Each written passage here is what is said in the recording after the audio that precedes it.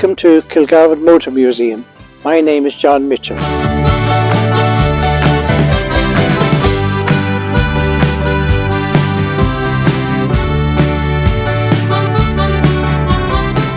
started our museum in 1984.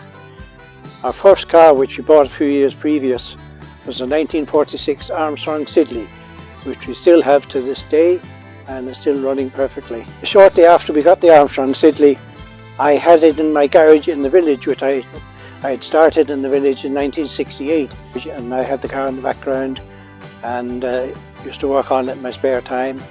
And people came along and said, "Oh, I know where there's an old car. There's a garage in Milltown, or there's a garage in Cork with an old car stuck in the background. They'd be only too glad to get rid of it."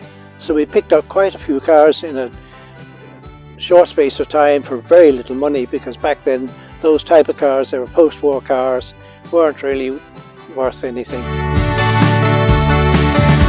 I think what makes our museum a bit unique is most of our cars in here are Irish registered cars.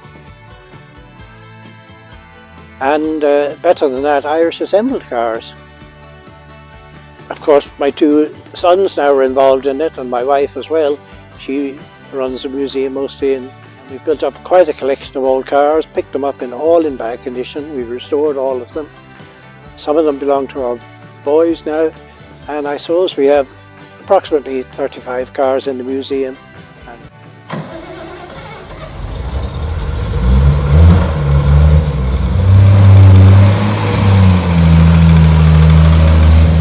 The earliest cars we have are two Model Ts, a 1923 Model T and a 1926 Model T.